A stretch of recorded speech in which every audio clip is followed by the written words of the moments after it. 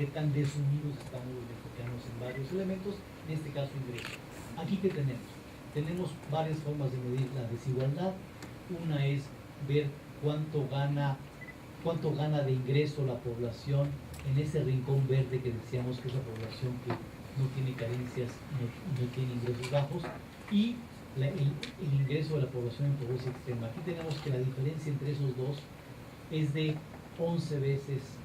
En 2012 hubo un pequeño descenso respecto a 2010, pero si tú ves la distancia, sigue siendo una distancia muy grande entre estos dos tipos de personas, los que no tienen carencias y los ingresos no son tan bajos, los de pobreza extrema. Otra forma de verlo es divide la población en deciles y obtén cuánto más gana el decil más rico respecto al decil más pobre. Y ahí la diferencia son cerca de 23 veces o 24 veces dependiendo del año, lo cual implica que México es un país desigual casi con cualquier variable que uno le pueda dar, ¿no?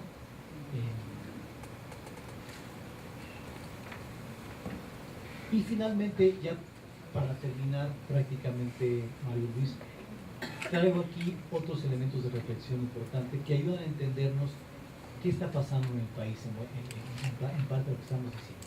Por ejemplo, esta es el crecimiento anual de la canasta alimentaria urbana rural, que se comporta muy parecido.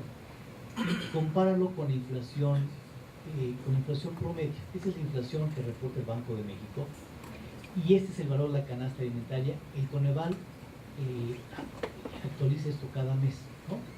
Tú puedes ver que en estos periodos de 2008, 2009, esos periodos últimos de acá, ha sido más grande el crecimiento del precio de los alimentos que la inflación. Entre 2010 y 2012, la inflación acumulada fue de 8% y el incremento de los precios fue de 17%. Y la medición de pobreza está muy ligada al valor de la canasta alimentaria. ¿Qué quiere decir esto? Que cuando la canasta alimentaria sube mucho por arriba de la inflación, casi podríamos predecir que la pobreza va a aumentar, ¿no? Casi por automático. Y la segunda razón más estructural es las negociaciones salariales siempre son en base a la inflación, no a la inflación de los alimentos. Por lo tanto, el ajuste de los salarios siempre es sobre 4, 3.5 y no sobre 17%. Por lo tanto, cada vez que hay periodos de incremento de precios de los alimentos, podríamos casi predecir que la pobreza va a aumentar, y sobre todo la pobreza por ingresos. Fíjate qué pasa con el ingreso. Ese es el ingreso corriente entre 2008, 10 y 12. Ese es el nominal. Ese es el corriente, sin ningún ajuste de inflación. El que está abajo es ajustando por inflación y el rojo es ajustando por la canasta alimentaria. Lo que está mostrando es dos cosas: que el ingreso, el poder adquisitivo, pues el real, digamos, pues creció poquitito, pero respecto a los alimentos bajó muchitito, ¿no? Ese es el ingreso. Y aquí lo puedes ver con más claridad. Este es el aumento corriente. Los corrientes no tienen mucho chiste, ¿no? El real, aquí hay una reducción en buena parte por la crisis, luego un pequeño incremento, y luego aquí una reducción y otra reducción. O sea, a pesar de que la crisis ya pasó, la crisis económica financiera de 2009, el efecto del precio de los alimentos sigue siendo aquí un factor importante para la capacidad de compra del ingreso. Hacemos lo mismo con el ingreso laboral. El ingreso laboral representa casi el 65% del ingreso en promedio de los mexicanos. Aquí tenemos esto que aumenta, no importa, esto aumenta bien poquito y esto baja. El ingreso laboral real de los alimentos cae, es decir, cae la crisis, hay una recuperación muy chiquitita con real, pero cuando comparas con los precios de los alimentos, en los dos periodos el ingreso laboral cae. Es decir, en los ingresos de los mexicanos han crecido mucho más lento que el aumento del precio de los alimentos. Esa es un poquito la conclusión de esos últimos 4 años. En cambio, las transferencias gubernamentales, que son programas como oportunidades, como Procampo, que da el gobierno a las familias, algunas en pobreza como oportunidades, otras no tanto en pobreza como Procampo, estas han tenido un ascenso mucho más claro, incluso respecto a los alimentos, ¿no? Y aquí es difícil, el argumento, y habrá que ver lo que opinan ustedes, es si eso es una buena o una mala noticia, ahí dependiendo de a quién le preguntes, ¿no? Es decir, por un lado, pues qué bueno que el gobierno tiene apoyo para la población pobreza a partir de transferencias. Un segundo es, oye, nos gustaría que más bien el incremento viniera del ingreso laboral más que de las transferencias. En fin, es una discusión que no es fácil de tener, pero a ver qué opinan ustedes, ¿no? Aquí está el ingreso, las transferencias reales crecen y crecen incluso cuando se descuenta por los alimentos. Y aquí hay ¿qué hubiera pasado con la pobreza o con la pobreza extrema si los alimentos hubieran crecido a la par que el resto de las cosas de la economía? Y aquí lo que estamos diciendo es que el efecto del precio de los alimentos sí afecta a la pobreza, ¿no? Este incremento adicional de la pobreza que sufrimos los mexicanos, este incremento, este cachote, como quiero verlo, ese es lo que aportó el incremento de los alimentos más allá del incremento de los otros productos alimentarios, ¿no?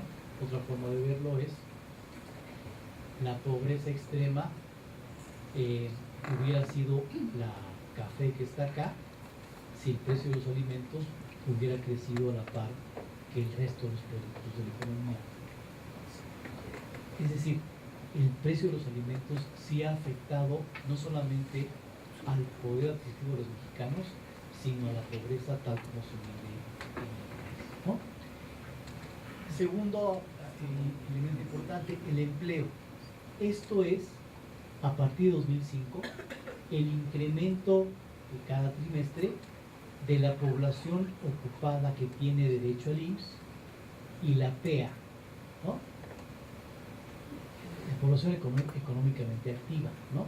Recordar que la población económicamente activa incluye la informalidad, ¿no? Entre otros. Y como tú puedes ver, si bien es cierto que la población trabajadora con IMSS se recuperó respecto a la crisis de 2009, la distancia de la PEA respecto a esta población ha crecido, es decir, la informalidad ha crecido en el país, lo cual ayuda a explicar que ha crecido el porcentaje de población con carencia de acceso a la seguridad social. Y la última gráfica que te tengo es esta. Esta es la tasa de crecimiento del PIB per cápita, sin descontando la población desde el 80 al 2012. Ese es el crecimiento anual. Aquí esto pues, está re bonito, ¿no? Esto no. Esto menos, eso tampoco. El promedio del crecimiento per cápita ha sido de 0.9% anual desde el 80 hasta el 2012.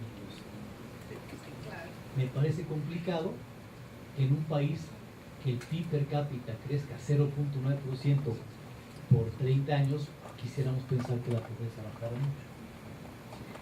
Del 90 para acá aumentó de 0.9 a 1.5% per cápita crecimiento anual.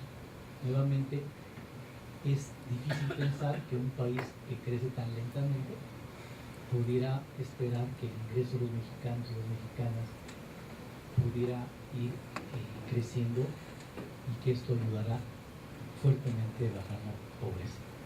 Muchas gracias. Muchísimas gracias. Les pediría que hagamos 2 o 3 rondas, que agrupemos 4 o 5 preguntas, den su nombre y le demos 2 o 3 espacios para que Gonzalo pueda reflexionar con nosotros. Está abierto el micrófono, tomo nota. Algo de acá. ¿Quién más? Empezamos con él. Bueno, muchas gracias por esta estupenda exposición. Como siempre, Hernández Licón es muy puntual y muy claro.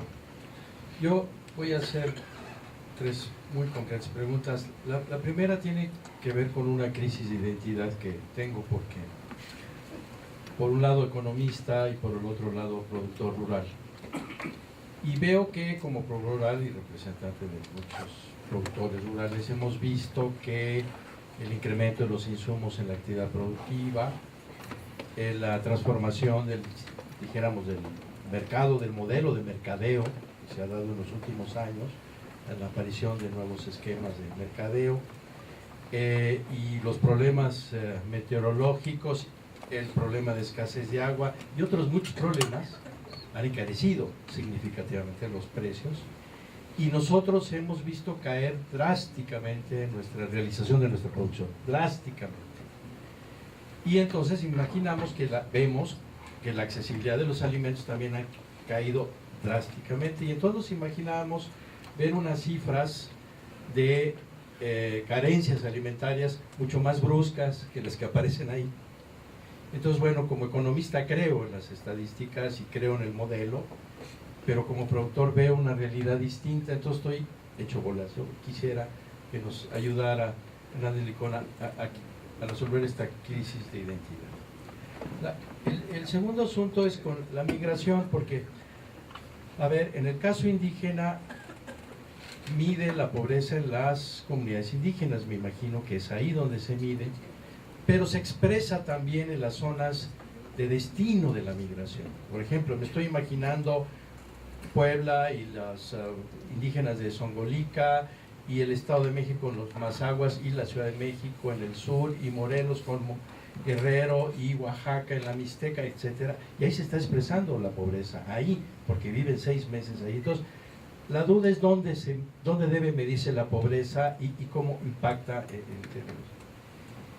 Y el tercer asunto y último, bueno, me encantó que Coneval esté abordando el asunto de la cohesión social, pero es una aventura muy riesgosa, porque hay una serie de variables que no son solo cifras duras y datos duros, pero que tienen que ver con los conflictos comunitarios, los enfrentamientos, la violencia, el narcotráfico, el deterioro de la vida comunitaria, la segmentación de la vida comunitaria, el papel de las organizaciones agrarias, de los partidos que pues llegan a dividir. Es decir, es muy complejo el asunto de la cohesión y entonces hay que ser un poquito cuidadosos, aunque bueno que Coneval está ya trabajando en esta línea. Bueno, son esos 3 puntos. Gracias.